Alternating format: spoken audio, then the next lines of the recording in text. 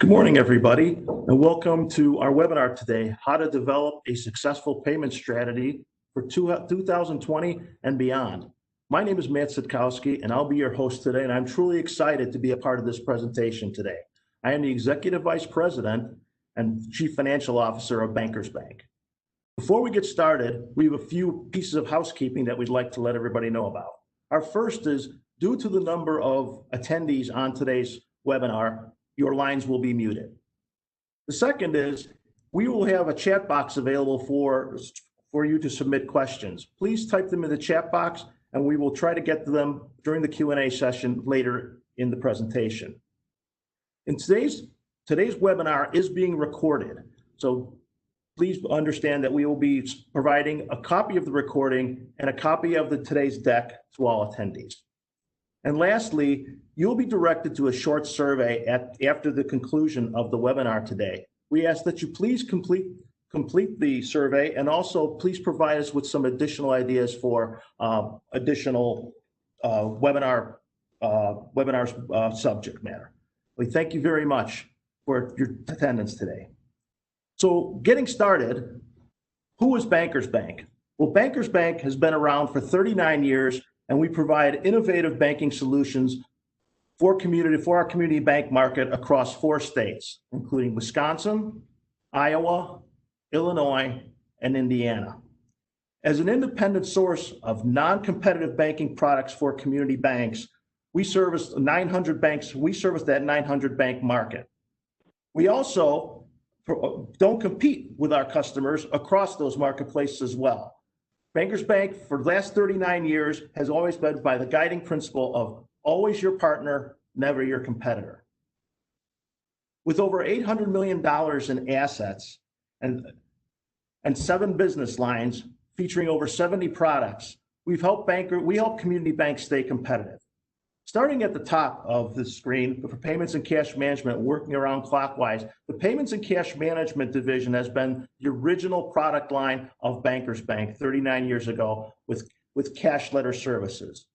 Today, the group provides settlement and processing for image cash letter, ACH, wire transfer, international services, and new this year, the Clearinghouse's real-time payments network. We also provide cash management services for overnight funding and settlement. So that eases the burden of the CFO at most of our community banks. Also in the payments and cash management group is our own ICE image cash letter network with over 300 community banks providing for efficient clearing and availability. Our next group, investments, has been around since the beginning of the bank. Our investment group provides sales and trading across government securities, agency securities, municipals, as well as municipal underwriting. I also provide ALM solutions and consulting. One of the other items that provided in investments is they provide safekeeping services and currently have over $26 billion in custody, and also serve over 500 customers with accounting and analysis services for their investments. Our residential mortgage solutions group services our community banks with complete solutions, bringing them from application to closing and servicing. And we never share their customers' data. We believe that every community bank should have residential mortgages as a core product. Our commercial banking group provides principally funding and to bank holding companies and banks for capital creation. They do this through lines of credit, senior debt, and subordinated debt. The commercial banking group is also very active in buying and selling participation loans for our community bank customers. They also provide Fed fund lines and international letters of credit. Our commercial leasing group is really our most exciting group and our fastest growing group at this time. Commercial leasing provides a suite of leasing products for our community banks to use with their customers. These are designed for our community banks and have features and structures that serve community bank customers best. Our leasing product includes commercial and industrial leases, agricultural leases, as well as municipal leases. Bank cards. Our bank cards group provides both direct and indirect bank card programs to our community banks. And we believe community banks should have a strong lineup of credit card products to allow them to compete with larger financial institutions as well as credit unions. We also provide business and consumer credit cards, as well as merchant services and a debit card and then prepaid card program. Our wealth management group, through its OSJ services, through our BFSN network, provides retail investment services to our community banks. Next, a little bit about our presenters today. Todd Kern and Jason Hafner. Todd has been with the bank since earlier this year. He has 16 years of payments experience and with past roles at payments providers and core processors. Todd is the leader of our Faster Payments product line. Jason Hafner has 15 years of banking experience with Bankers Bank and has been with us since 2017. He's had traditional banking roles in foreign exchange and securities operation, and he leads our international services area as well as providing oversight for our payments and cash management group. Our agenda for today will cover Bankers Bank's payments history and innovation with regards to check processing, wire transfers, ACH, international transactions and services, then real-time payments and FedNow, and then we'll end with a question and answer session and some final thoughts. So getting started, payments history and innovation. It's good to review what are the payment rails in the United States today and where have we come with those. So at the top, we have cash. Been around for over 200 years and it's pretty effective, but highly inefficient. Non-cash, or our cards business, debits and credit cards. Check, again, been around for over 200 years, still on paper. Wire transfers. FedLine has been around for decades, tried and true, very dependable, solid, but not built for transaction volume. ACH. ACH has been around for decades. There's been a lot of innovation in ACH over the years, a lot around security, but still a batch process, but at least it can handle high volumes of low dollar transactions. And then finally, the latest and greatest, the Clearinghouse's real-time payments network and eventually FedNow. Real-time payments network is up and running. The largest institutions have been the first to join the network. Now, fast followers are being community banks. Real-time payments, real-time settlement. Welcome to the 21st century. So let's talk about making payments faster over the years. Checks. The biggest innovation in checks, image cash letter. Still paper, it's still not going away. It still requires settlement through the check clearing network. Wire transfer. Wire transfer, while efficient and real time, was never built for transaction volume. It's not suited for a low value or spontaneous payments and can be expensive. ACH.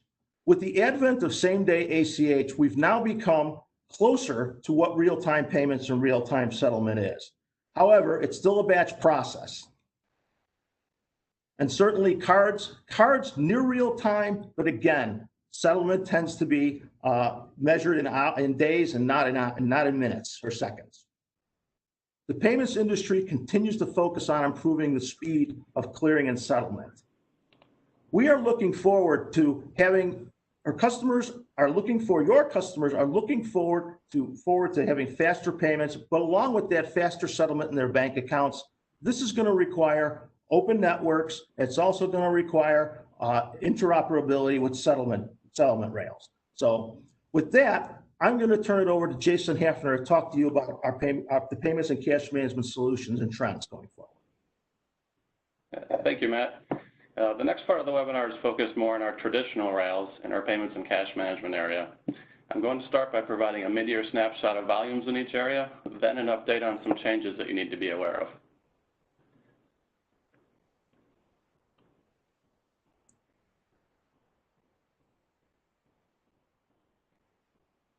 It's no surprise that check payments continue to be less and less popular. This slide outlines the decline of checks processed through the Fed over the last 5 years. According to the Fed's own 2019 study, check payments fell on average over 7% per year between 2015 and 2018 alone. The volume of checks sent to Bankers Bank from our respondent bank customers so far this year has shown an even sharper downward trend. Notice that since the onset of the COVID-related restrictions in March, volumes have dropped by over 13%. It's a similar story with our upstream partners. Volumes there since March have dropped by over 8%.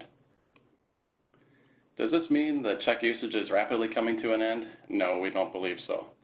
We believe there will continue to be a place for checks in the near to mid-future. Eventually, this decrease in volume will find a floor.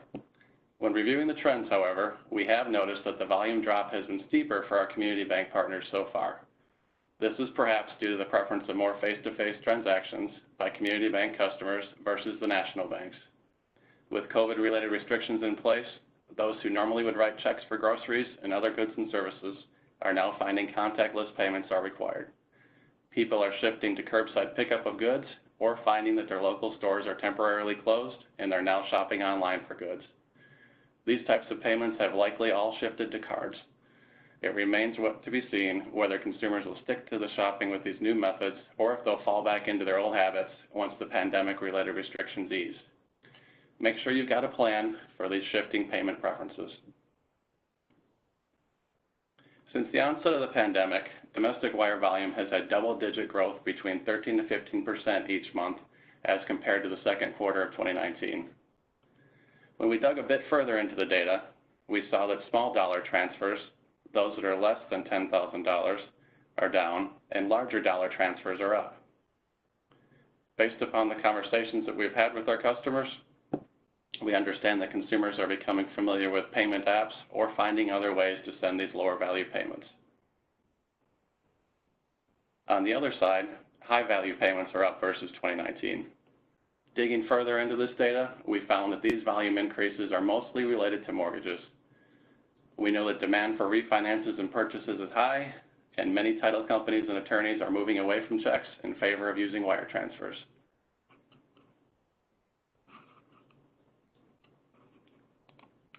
In the ACH world, credit settlements are on track to continue the growth trends of prior years. Both economic stimulus payments and tax season were factors in April and May. That's shown by the top line there in our graph. It's the green line shows our trajectory so far this year.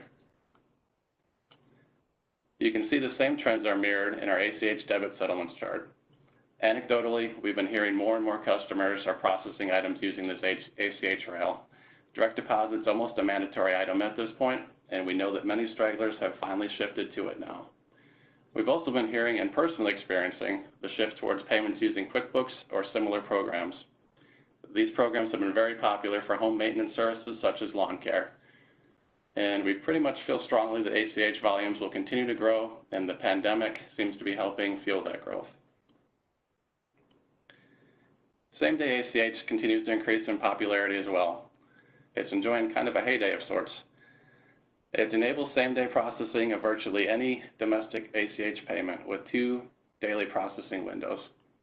Same-day ACH began back in September of 2016 with credit-only transactions under $25,000. 1 year later, debits were introduced with the same $25,000 limit.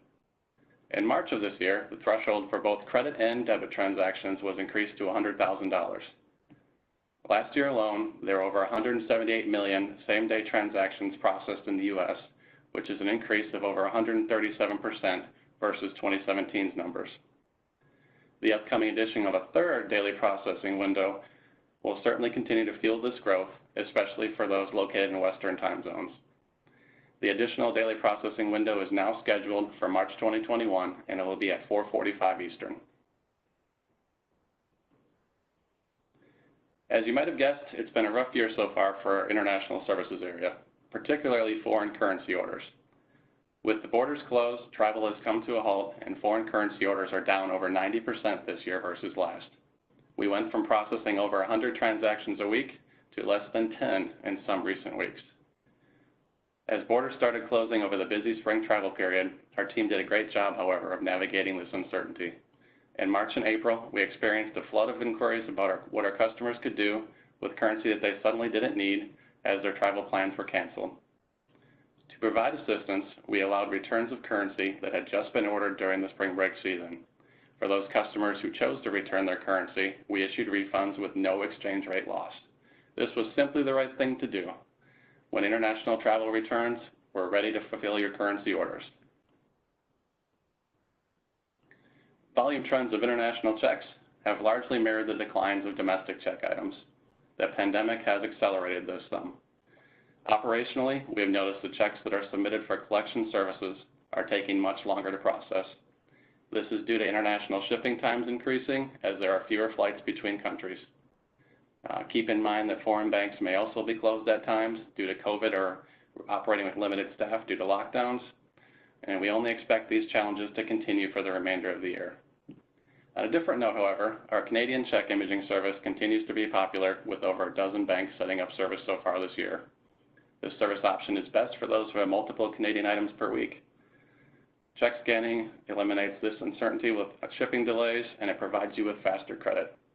You simply scan and submit the item before 2 o'clock Central each day, and you'll receive provisional credit the next day around 10 a.m.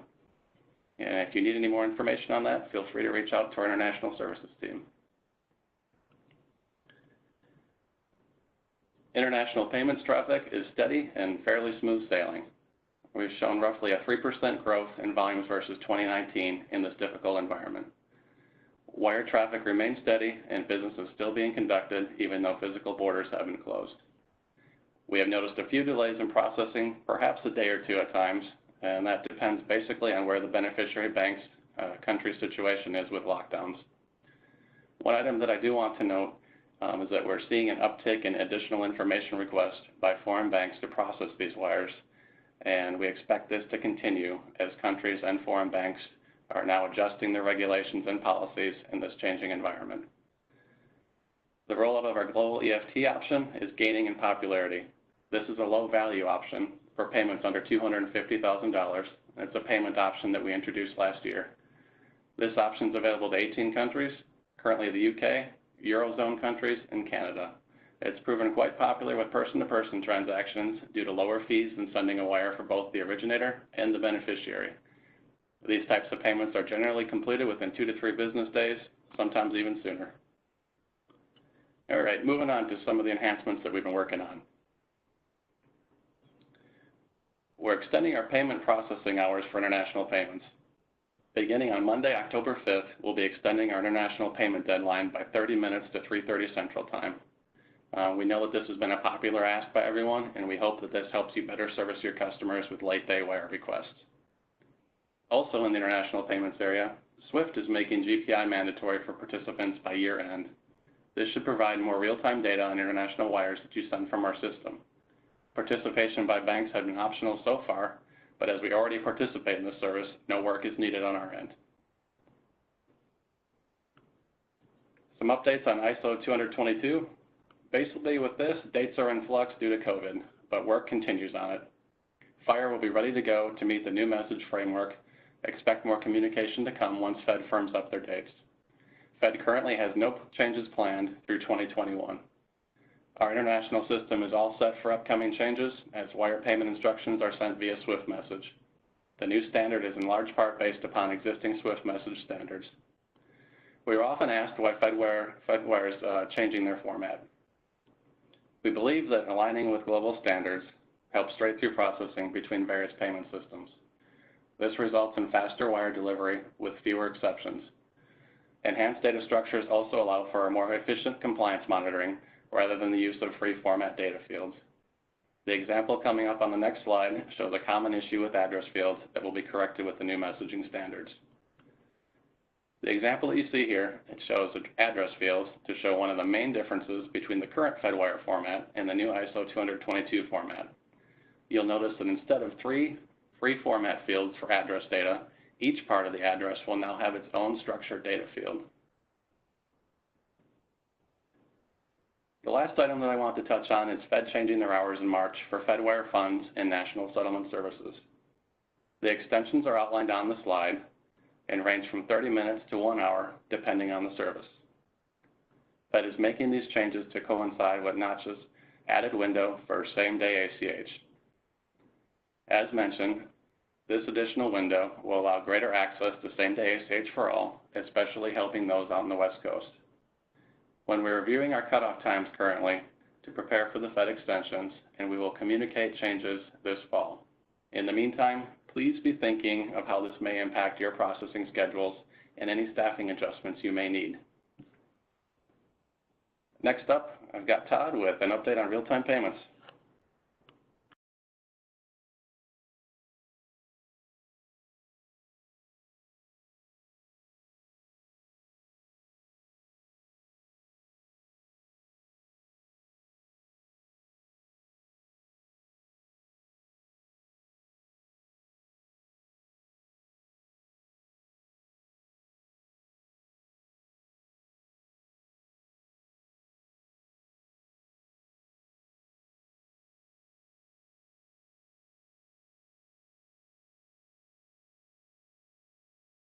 I apologize.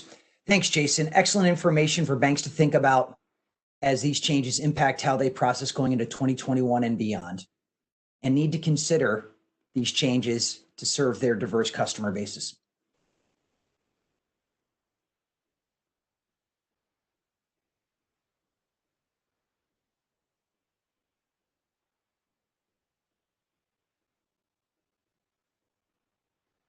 So some things that are happening in the faster payment space, and please note that I use the term faster payments when describing real-time payments and FedNow. So currently 54% of existing DDAs in the United States are in the RTP network as of July of 2020.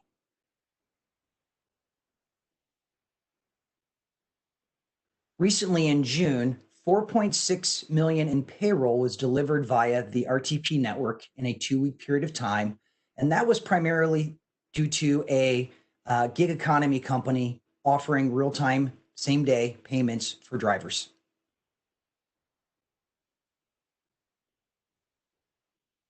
FedNow will augment private systems, not replace, and will be available in 2023, 2024. And we are monitoring FedNow developments very closely on behalf of our community banks.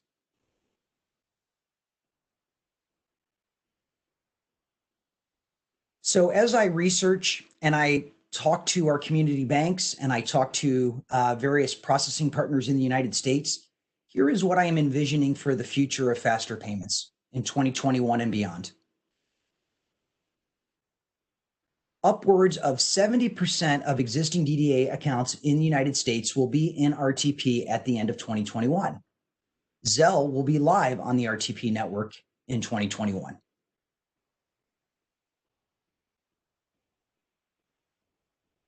Fintechs and point of sale companies are looking to join the RTP network to speed up settlement for small and medium-sized businesses to help improve their liquidity.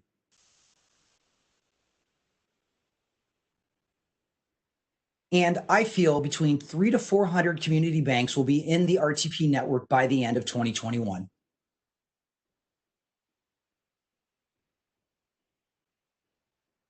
So when I talk to community banks across the Midwest, there are certain words that they use to describe real-time payments.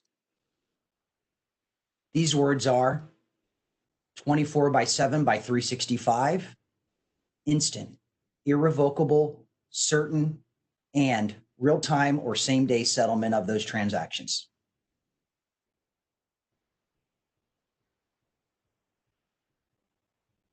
Now, RTP and FedNow consists of two things.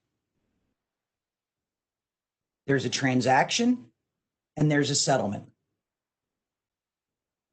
How a community bank gets to FedNow or RTP consists of two things. One, use of a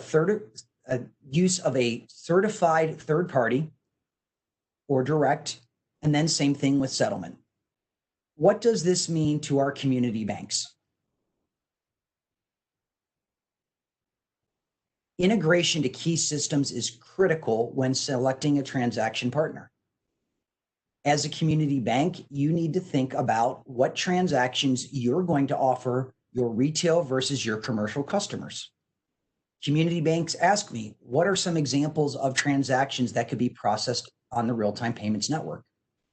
An easy use case is P2P for retail customers, account-to-account transfers, and that would be external. So from a community bank to an investment bank.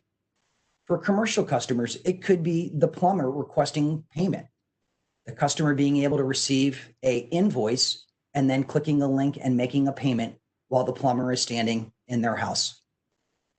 Education is going to be critical to help drive adoption, and Bankers Bank can help with that.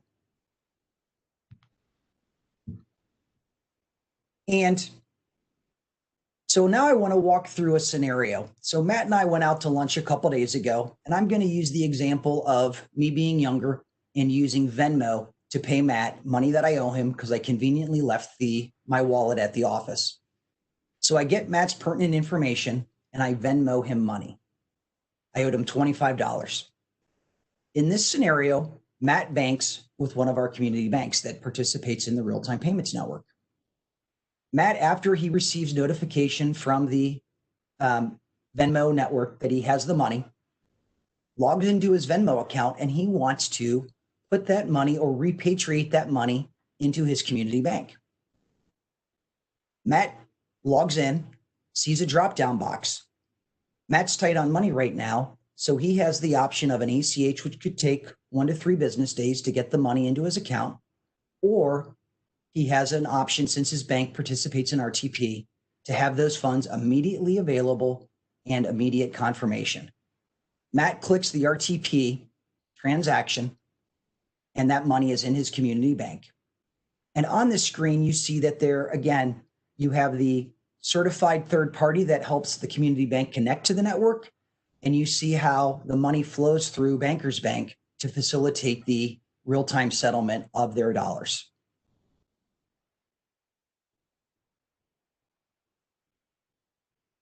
So when community banks think about getting into real-time payments or FedNow, there are some things that they need to think about, and this is where we come in.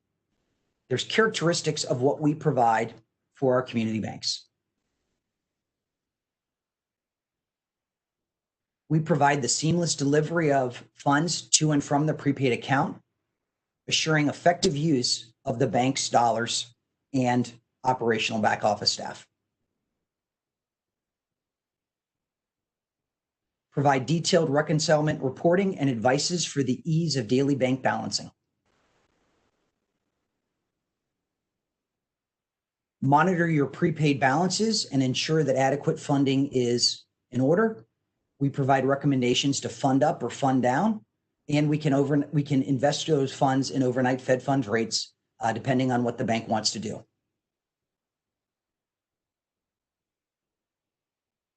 We remove the back office calculations and initiate drawdowns or recommend funds up to help manage the solution.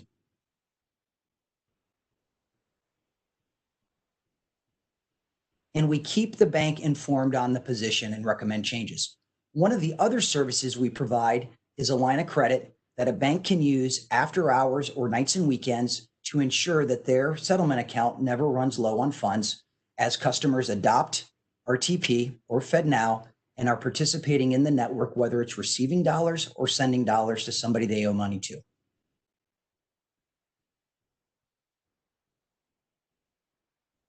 So here is a detailed breakdown of who does what and who provides capabilities, whether it's FedNow or the RTP network. So the network is FedNow or RTP. They provide the clearing, the receipt, the settlement. You have an authorized third-party service provider that provides posting and routing of transactions to the appropriate network and provides receipt and some reconciliation. The community bank is going to decide who has access to the network, what capabilities they're going to have. The community bank will obviously post the transactions and have to handle settlement on their end. And then Bankers Bank comes in to help manage their funding position, provide advices, recommendations on where they should have their funding levels, and most importantly, use that line of credit as need be to help fund that account in off hours.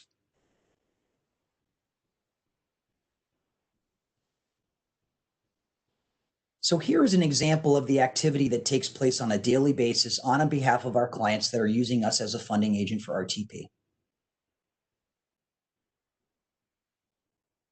We receive your activity from the clearinghouse, who owns the RTP network, or FedNow. We post the net settlement amount to your DDA. Distribute RTP or FedNow advices to FireSafe. And we cash manage your DDA account on your behalf.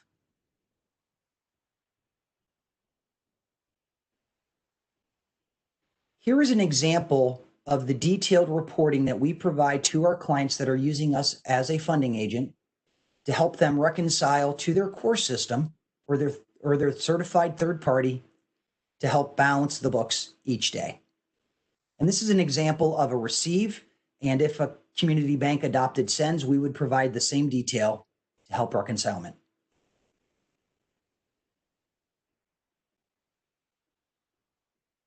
Here's an example of how RTP reflects on your overall DDA account with Bankers Bank.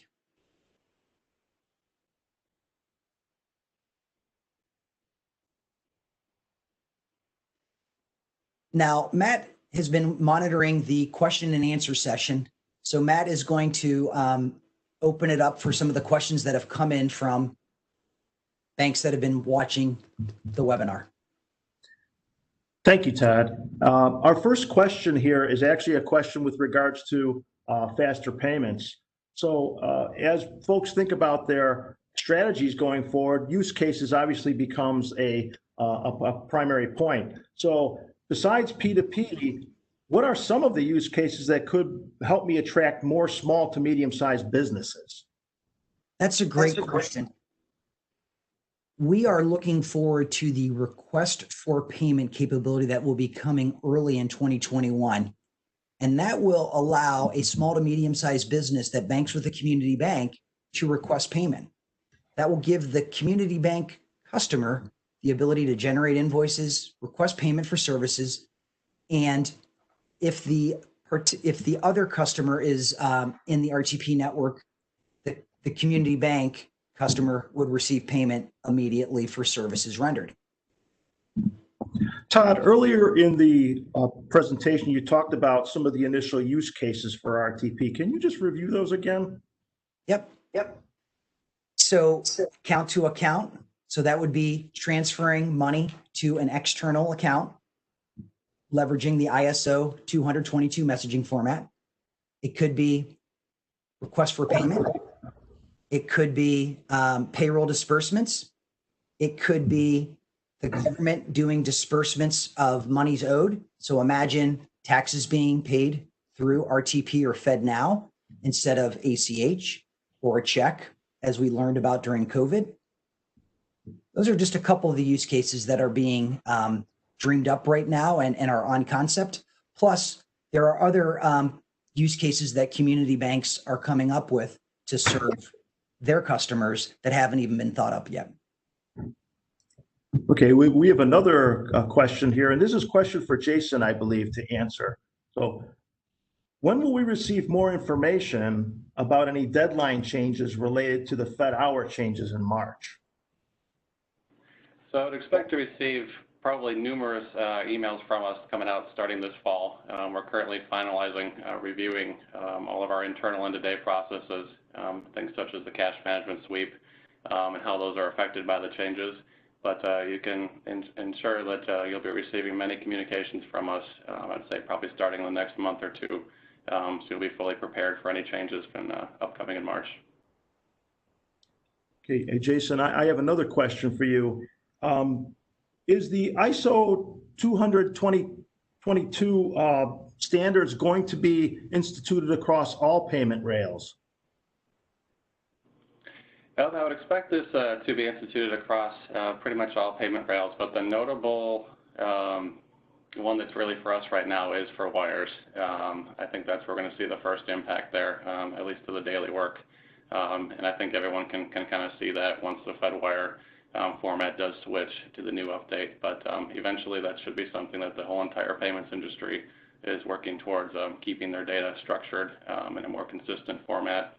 Just makes it a lot easier as payments are entered in a number of different systems around the world, and feeding into everyone else's back office system just makes it flow much more smoother once everyone's on board with a structured data format. And Matt, if I could add, RTP is underpinned by the ISO 200-2022 messaging format, and so will FedNow, allowing for that rich data set that I mentioned earlier. For example, invoices, didn't mention bill pay, but that gives more information for the person sending or receiving money to make accounting and reconcilement much easier for both the bank and the customer. Todd, while I got you, another question's come in is, we'll name some third-party processors that work with Bankers Bank to allow us to provide to agent settlement. Right. So today, Jack Henry is an early adopter of the RTP network, and we have a marketing partnership with them. We're in conversations with DCI, FIS, Shazam.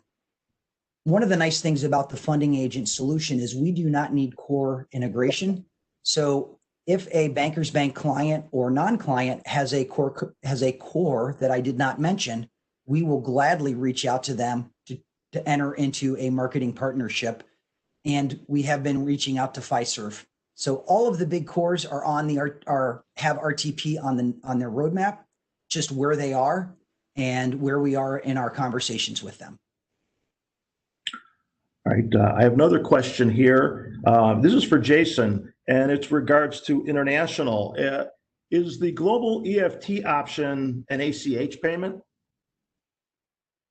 The global EFT option, it's not an ACH payment, although for the receiver, it does show up more or less like an ACH would, in the States. It shows up more or less like a direct deposit.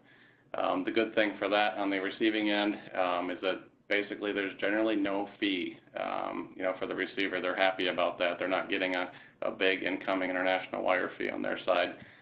So for the person-to-person payments, it makes them pretty happy. But I don't want you to think about so much of being about ACH just because that would probably imply that there's some sort of recourse. Still think about that as being a final settlement. Once you go ahead and hit release on that, it's out the door. But just to kind of give you an understanding of maybe what rail it's using, for example, in the Eurozone area, that uses a network called SEPA, which stands for the Single European Payments Area. Very similar to the ACH rail in the U.S., but just don't want to really use the term ACH just because that implies some recourse and more rules like we have in the U.S. on it. But becoming pretty popular overall for person-to-person payments. My next question, I guess, is for both of you. It's regards to how do we see real-time payments and possibly FedNow handling cross-border payments? I mean, we're speculating at this point, but would like to hear both of your opinions on this. Jason, you want to go first? Sure. Yep. I see it as something that I know our customers are looking for. I know that they're looking for the instantaneous transfer. That's the golden egg, so to speak, where they can see they get a notification from somebody over in China, for instance, from the business over there that they need to make a payment before they're going to ship the item. They go ahead, okay that payment. Within 30 seconds, payment's been transferred globally. And that shipment's been released. So I think that marching right down the line, I think the international community is prepared for that. I know that SWIFT is making some upgrades to its technology to try to compete with that a little bit. but I would expect to see other players jumping into that market, as time goes on, that's further refined. But I know that international payments, as far as real-time payments goes, that's something that work continues on, and I would expect to hear more about that in the coming years. Yep. Great points, Jason. I am definitely in favor of cross-border payments, whether it's through FedNow or RTP. The challenge is interoperability. So I know there have been conversations around it, but getting the various countries to work together is always a challenge. But at the end of the day, it makes life easier for U.S. banks if they have certain will go out, will be received, and they have notifications immediately. So definitely a fan of RTP or FedNow for international payments. And you'll probably hear more about that in the coming years as the networks become more mature and more use cases are developed around, small, medium, large size corporations adopting RTP or FedNow for payments. One more question I have here is, what is Bankers Bank's involvement in monitoring the progress of FedNow? Great question. We are very involved in the development and monitoring of FedNow. The Fed has been consistently releasing information this summer. They were talking about P2P, talking about receive only initially. So as we learn more as to what the Fed is going to offer, we will help educate our clients around that. We feel that both systems can serve community banks. There may be some community banks that are hesitant to partner with RTP, and that's where FedNow comes in. RTP is here now.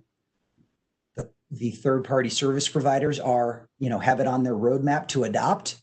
And I personally feel that a community bank needs to be investigating both, because you're going to have customers that are going to want RTP now. Your younger customers, they may not be super profitable customers today, but community banks need to have it on their roadmap to be able to offer, because those younger customers become your more profitable customers.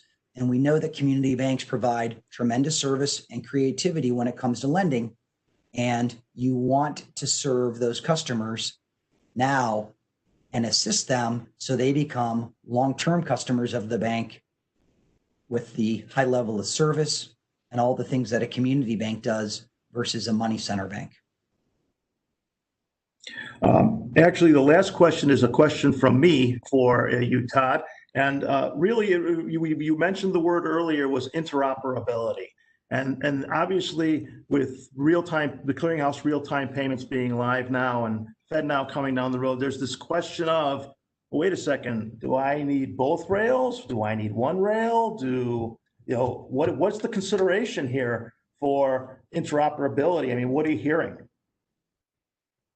I know that there's conversations going on between the organizations, because community banks are adopting RTP, and with FedNow coming out in 2023, 2024, there is time for the clearinghouse/RTP to work with FedNow to allow somebody who is on the FedNow network to participate in the RTP or vice versa. So again, that's one of those things that we're closely monitoring. But as part of an overall payment strategy, community banks need to be adapting and considering which network initially is going to be best to serve their customer, because the younger generation may want RTP now and the older customers may want FedNow. So it's part of an overall payment strategy that community banks need to be considering to be successful in their marketplace.